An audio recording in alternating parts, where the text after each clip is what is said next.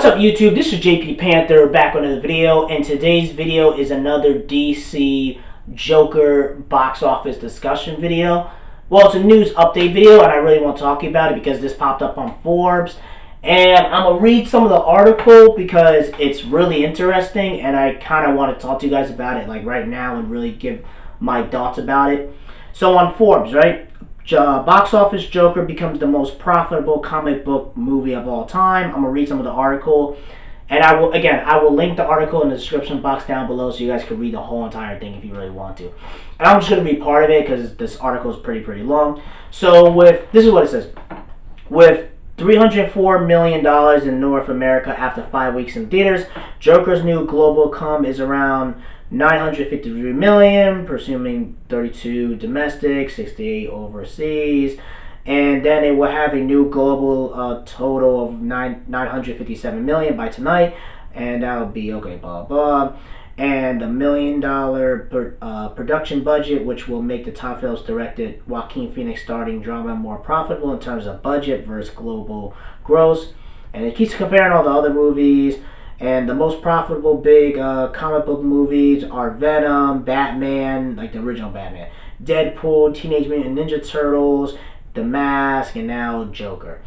And then that means DC Films and Warner Brothers. Joker is the most profitable comic book film of all time, and it's screwed. Joker represents every studio's big dream that in it's a mid-budget 2D title that's pulling top-tier blockbuster business without relying on China, and that's a really thing. Remember, this movie does not have a China release. I'm letting you guys know, it has no China release. So 1.4 billion people ain't watching it.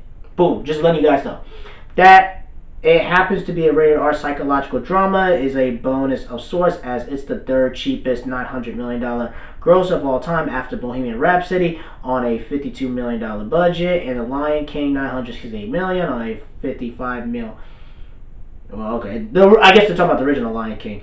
On a $55 million budget in 1994. When it tops $1 billion in the next week or so, it'll be the cheapest movie to do so, with a budget just under the $63 million spent by Jurassic World back in 1993.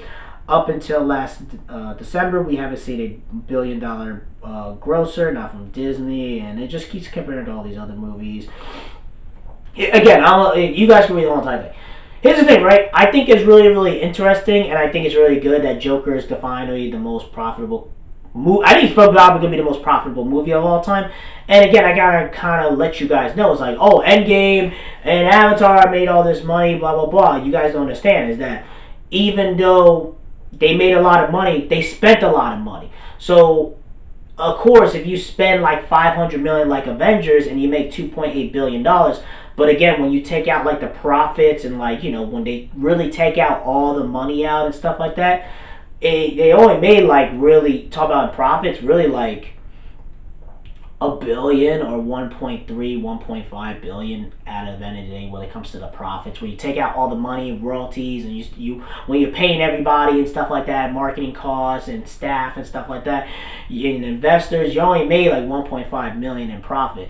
Joker has a 55 million, well, 60, whatever it is, $62 million budget, and it's making like, it's about to hit $1 billion, and it's really good and really interesting that comic book movie, not a comic book movie, but a movie with such a low budget is making like $1 billion blockbuster time money.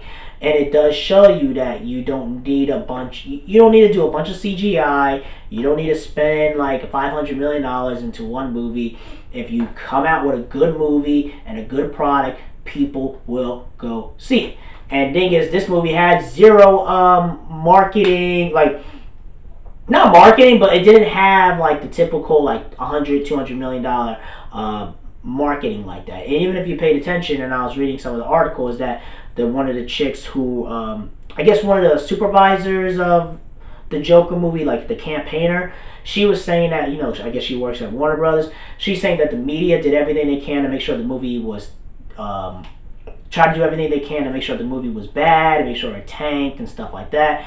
And it shows you that we just promote it as a regular movie. And she also addressed the whole, if you guys don't remember, in 2012, the whole Dark Knight shooting, stuff like that. And she addressed that the media, they try to take it and say, oh, the reason why the shooter killed everybody because he became the Joker and stuff like that. She said it's all BS. That was all BS from the media to try to get clickbaiting and try to get ratings and stuff like that.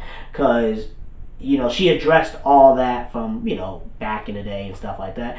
And also, she just says, we just treat it like a regular art film movie. And she says, we didn't spend all this money in marketing and stuff like that. She says, even with the Joker, with Suicide Squad and Dark Knight, she was talking about how we didn't even spend money on, like, trying to get t-shirts or toys or video games and stuff like that. They just put out a movie, and if it does well, it does well, and that's just how it is. And it shows you that I do hope with DC and Warner Brothers, this is my personal opinion, right? I feel like they don't need to copy off Marvel. You know what I mean? You're going to have this movie here, that movie here, have them all connected into a big cinematic universe and have them come together in an Avengers movie and fight a big powerful threat and then go from there. And to me, I feel like they don't have to do that, man. I think DC could really be like, okay, Marvel, you guys are doing this family-friendly kiddie stuff. Let's go rated R, darker, more realistic. Let's do like Deathstroke. Let's do Lex Luthor. Let's do Poison Ivy. Let's do the Legion of Doom, but a darker, realistic version of those characters. And have it be rated R and have it be more mature, a lot more grown up. Rather than just have the typical family-friendly Disney, Marvel type formula, you feel me? Rather than going that route, make it dark and realistic where grown-ups can be like, oh, well, you guys are doing a whole family-friendly thing. Let me go rock with DC where they're a lot more mature, a lot more grown-up, a lot more age-appropriate, you feel me? And I think DC and Warner Bros. Could get the general public more on their side and also make good movies, make good scripts.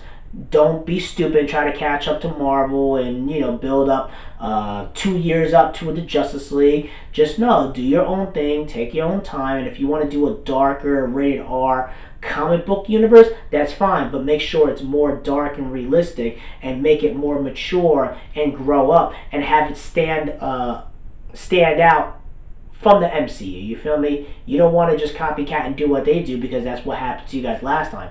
Try to do something like use the Black Label, DC comic book runs. Just go more mature, a lot more grown up, a lot more darker, and you'll get more of the general public on your side and really stand out. And also another thing as well, I do feel like the reason why Joker's doing well is because of the media, and also it's in October. October's a dead month.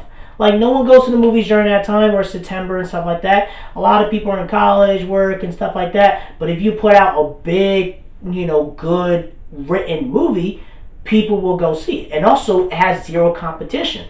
Because I guarantee if you will put Joker at a Christmas time, or a spring, or a summer time, blockbuster time, it wouldn't have done well. Because I do feel like sometimes it's better to put a movie like this during October or a February or January, where it's a dead month so it doesn't have any competition and it has a chance to be number one for like 2 or 3 or 4 or 5 weeks without any other big competition, and it can make as much money as possible without it being knocked down at number 2, number 3, number 4, number 5 in the first or second week of its opening. That's really it, guys. I wanted to really give this. I really want to just get my thoughts out there, and I really want to talk to you guys about it. And that was pretty much it. Let me know in the comment section below. Are you guys excited that Joker is the most profitable comic book movie? Are you excited? Are you this? Are you that? It's on track that Joker is going to possibly hit $1 billion. Are you guys going to be excited? Or are you guys be whatever? Let me know in the comment section below. Rate and like the video and subscribe. Make sure to subscribe to this channel. Peace and have a great day and take care.